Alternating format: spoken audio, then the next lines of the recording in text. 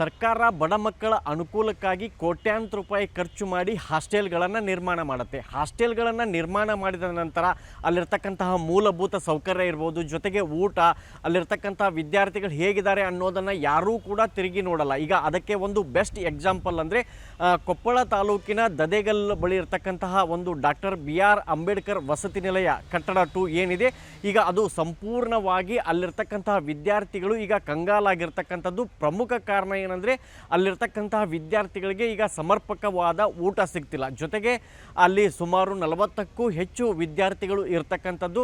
ಅಲ್ಲಿ ಊಟಕ್ಕೂ ಕೂಡ ಈಗ ಅಲ್ಲಿರ್ತಕ್ಕಂತಹ ಸಿಬ್ಬಂದಿಗಳು ಜೊತೆಗೆ ಅಲ್ಲಿರ್ತಕ್ಕಂತಹ ವಿದ್ಯಾರ್ಥಿಗಳು ಈಗ ಪರದಾಡುವಂತಹ ಸ್ಥಿತಿ ನಿರ್ಮಾಣವಾಗಿರ್ತಕ್ಕಂಥದ್ದು. ಯಾಕಂದರೆ ಆ ಒಂದು ವಸತಿ ನಿಲಯದಲ್ಲಿ ಈಗ ತರಕಾರಿಗೂ ಕೊರತೆ ಉಂಟಾಗಿರ್ತಕ್ಕಂಥದ್ದು. ಇದೀಗ ಅಲ್ಲಿರ್ತಕ್ಕಂತಹ ಅಡುಗೆ ಸಿಬ್ಬಂದಿಗಳು ಅದೇ ಒಂದು ಬಿಲ್ಡಿಂಗ್ನಲ್ಲಿರ್ತಕ್ಕಂತಹ ಪಕ್ಕದ ವಸತಿ ನಿಲಯದಲ್ಲಿ ಅಲ್ಲಿಂದ ತರಕಾರಿ ತಂದು ಈಗ ಅಲ್ಲಿ ಅಡುಗೆ ಮಾಡುವಂತಹ ಸ್ಥಿತಿ ನಿರ್ಮಾಣವಾಗಿರ್ತಕ್ಕಂಥದ್ದು. ಪ್ರಮುಖವಾಗಿ ಕೊಪ್ಪಳದಿಂದ ಕೇವಲ ಕೂಗಳತೆ ದೂರದಲ್ಲಿರ್ತಕ್ಕಂತಹ ಈ ಒಂದು ಅಂಬೇಡ್ಕರ್ ವಸತಿ ನಿಲಯ ಏನಿದೆ, ಇಲ್ಲಿ ಹೆಚ್ಚಿಗೆ ಬಡ ಮಕ್ಕಳು ಇರ್ತಕ್ಕಂಥದ್ದು. ಕೊಪ್ಪಳ, ಕುಷ್ಟಗಿ, ಯಲಬುರ್ಗಾ ಹೀಗೆ ಜಿಲ್ಲೆಯ ವಿವಿಧ ಭಾಗಗಳಿಂದ ಬಂದು ಅಲ್ಲಿ ಇರ್ತಕ್ಕಂಥದ್ದು. ಆದರೆ ಕಳೆದ 2-3 ತಿಂಗಳಿಂದ ಅಲ್ಲಿ ಸಾಕಷ್ಟು ಊಟದ ಸಮಸ್ಯೆ ಆಗಿರ್ತಕ್ಕಂಥದ್ದು. ಊಟದ ಮೆನು ಏನಿದೆ ಆ ಮೆನು ಪ್ರಕಾರ ವಿದ್ಯಾರ್ಥಿಗಳಿಗೆ ಊಟವನ್ನು ಕೊಡ್ತಿಲ್ಲ. ಜೊತೆಗೆ ಅಲ್ಲಿ ಸರಿಯಾಗಿ ಸಮರ್ಪಕವಾದ ತರಕಾರಿನೂ ಕೂಡ ಇಲ್ಲ. ನಿನ್ನೆ ಅಲ್ಲಿ ತರಕಾರಿ ಖಾಲಿಯಾಗಿತ್ತು. ವಿದ್ಯಾರ್ಥಿಗಳು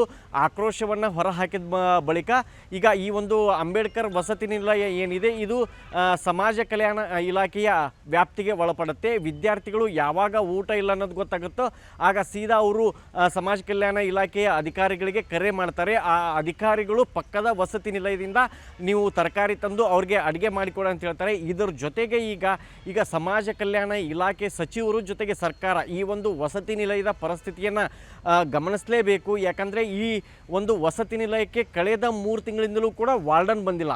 ಈಗ ಈ ಒಂದು ಹಾಸ್ಟೆಲ್ಗೆ ವಾರ್ಡನ್ ಅಂತ ನೇಮಕವಾಗಿದ್ದು ಕೊಟ್ರೇಶ್ ಅಂತ ಹೇಳಿ 3 ತಿಂಗಳಿಂದಲೂ ಕೂಡ ಇದುವರೆಗೂ ಹಾಸ್ಟೆಲ್ ಹೇಗಿದೆ, ಅಲ್ಲಿನ ಪರಿಸ್ಥಿತಿ ಹೇಗಿದೆ, ಎಷ್ಟು ಮಕ್ಕಳಿದ್ದಾರೆ ಯಾವುದನ್ನು ಕೂಡ ಅವರು ಯೋಚನೆ ಮಾಡಿಲ್ಲ. ಜೊತೆಗೆ ಅಲ್ಲಿರ್ತಕ್ಕಂತಹ ಸಿಬ್ಬಂದಿಗಳು ಅಂದರೆ ಒಬ್ಬರು ಅಡುಗೆ ಸಹಾಯಕರು ಜೊತೆಗೆ ನೈಟ್ ವಾಚ್ಮನ್ ಆಗಿ ಕೆಲಸ ಮಾಡ್ತಕ್ಕಂತಹ ಇಬ್ಬರು ಈಗ ಅಲ್ಲಿರ್ತಕ್ಕಂಥ ವಿದ್ಯಾರ್ಥಿಗಳಿಗೆ ಅವರೇ ಸ್ವಂತ ಖರ್ಚು ಮಾಡಿ ಈಗ ಊಟವನ್ನು ಹಾಕುವಂತಹ ಸ್ಥಿತಿ ನಿರ್ಮಾಣವಾಗಿರ್ತಕ್ಕಂಥದ್ದು. ಯಾಕಂದರೆ ಇಲ್ಲಿ ವಾರ್ಡನ್ನು ಮತ್ತು ಈ ಒಂದು ವಸತಿ ಶಾಲೆಗಳಿಗೆ ಆಹಾರ ಪದಾರ್ಥಗಳು ಅಂದರೆ ಆಹಾರ ಸಾಮಗ್ರಿಗಳು, ತರಕಾರಿ ಯಾರು ಸರಬರಾಜು ಮಾಡ್ತಾರೋ ಅವರು ಸರಿಯಾದ ಸಮಯಕ್ಕೆ ಆಹಾರ ಪದಾರ್ಥಗಳು ಮತ್ತು ತರಕಾರಿಯನ್ನು ಸರಬರಾಜು ಮಾಡ್ತಿಲ್ಲ. ಹೀಗಾಗಿ ಅಲ್ಲಿರ್ತಕ್ಕಂಥ ಮಕ್ಕಳಿಗೆ ಸಾಕಷ್ಟು ಸಮಸ್ಯೆ ಆಗಿರೋ ಹಿನ್ನೆಲೆಯಲ್ಲಿ ಈಗ ಕಳೆದ 1-2 ತಿಂಗಳಿಂದ ಇಲ್ಲಿರ್ತಕ್ಕಂತಹ ಅಡುಗೆ ಸಹಾಯಕರು ಜೊತೆಗೆ ನೈಟ್ ವಾಚ್ಮನ್ ಅವರೇ ಹೆಚ್ಚು ಕಡಿಮೆ 50,000 ರೂಪಾಯಿ ಹಾಕಿ ಅವರಿಗೆ ಈಗ ಊಟವನ್ನು ಹಾಕ್ತಿರ್ತಕ್ಕಂಥದ್ದು. ಪ್ರಮುಖವಾಗಿ ಈಗ ಅಲ್ಲಿರ್ತಕ್ಕಂಥ ಎಲ್ಲರೂ ಕೂಡ ಈಗ ವಿದ್ಯಾರ್ಥಿಗಳಾಗಿರೋ ಕಾರಣ ಅವರಿಗೆ ಸಮರ್ಪಕವಾದ ಊಟವನ್ನು ಕೊಡಬೇಕು.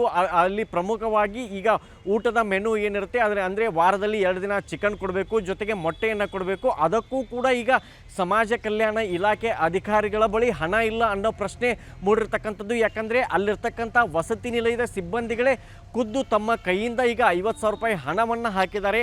ಅವ್ರಿಗೂ ಕೂಡ ಸರ್ಕಾರ ಹಣವನ್ನು ಮರುಪಾವತಿ ಮಾಡಿಲ್ಲ. ಈಗ ಅವರು ಇಬ್ಬರು ಸಿಬ್ಬಂದಿಗಳು ಸೇರಿ ಕಳೆದ 1 ತಿಂಗಳಿಂದ ಅವರಿಗೆ ಬೇಕಾಗಿರ್ತಕ್ಕಂಥ ಸಾಮಗ್ರಿಗಳನ್ನು ತಂದು ವಿದ್ಯಾರ್ಥಿಗಳಿಗೆ ಕೊಡ್ತಿರ್ತಕ್ಕಂಥದ್ದು. ಅಲ್ಲಿರ್ತಕ್ಕಂಥ ಅಡುಗೆ ಸಿಬ್ಬಂದಿಗಳು ಕೂಡ ಎಷ್ಟು ಪದಾರ್ಥ ಇರುತ್ತೆ ಅಷ್ಟರಲ್ಲೇ ಈಗ ಅಡುಗೆ ಮಾಡ್ತಿರ್ತಕ್ಕಂಥದ್ದು. ಯಾವಾಗ ಈಗ ಅಲ್ಲಿ ತರಕಾರಿ ಖಾಲಿ ಆಯಿತೋ ಈಗ ಅಧಿಕಾರಿಗಳು ಕೂಡಲೇ ಪಕ್ಕದ ವಸತಿ ನಿಲಯದಲ್ಲಿ ತರಕಾರಿ ತಂದು ಅಡುಗೆ ಮಾಡಿ ಅಂತ ಹೇಳಿದ್ದು ಒಂದು ಕಡೆ. ಆದರೆ ಅಲ್ಲಿರ್ತಕ್ಕಂಥ ತರಕಾರಿಯನ್ನು ತಂದು ಈಗ ಸಿಬ್ಬಂದಿಗಳೇನೋ ಅಡುಗೆ ಮಾಡಿದ್ದಾರೆ. ಆದರೆ ಇಲ್ಲಿ ಪ್ರಮುಖವಾಗಿ ಕಾಡ್ತಿರ್ತಕ್ಕಂತಹ ಪ್ರಶ್ನೆ, ಸರ್ಕಾರದ ಬಳಿ ವಸತಿ ನಿಲಯದ ವಿದ್ಯಾರ್ಥಿಗಳಿಗೆ ಊಟ ಕೊಡೋದಕ್ಕೂ ದುಡ್ಡಿಲ್ವಾ ಅನ್ನೋ ಅನುಮಾನ ಈಗ ಶುರುವಾಗಿರ್ತಕ್ಕಂಥದ್ದು. ಒಂದು ಕಡೆ ಹಾಸ್ಟೆಲ್ ಸಿಬ್ಬಂದಿಗಳು ತಮ್ಮ ಜೇಬಿನಿಂದ ಹಣ ಹಾಕಿದರೂ ಕೂಡ ಸರ್ಕಾರದಿಂದ ಅದು ಹಣ ಪಾವತಿ ಆಗಿಲ್ಲ. ಮತ್ತೊಂದು ಕಡೆ ಈಗ ತರಕಾರಿಗೂ ಅಲ್ಲಿ ಕೊರತೆ ಉಂಟಾಗಿರ್ತಕ್ಕಂಥದ್ದು. ಇದು ಸಹಜವಾಗಿ ವಿದ್ಯಾರ್ಥಿಗಳಿಗೆ ಆಕ್ರೋಶಕ್ಕೆ ಕಾರಣವಾಗಿತ್ತು. ಕ್ಯಾಮ್ರಾ ಪರ್ಸನ್ ಮಾರುತಿ ಜೊತೆ ಶಿವಕುಮಾರ್, TV9 ಡಿಜಿಟಲ್ ಕೊಪ್ಪಳ.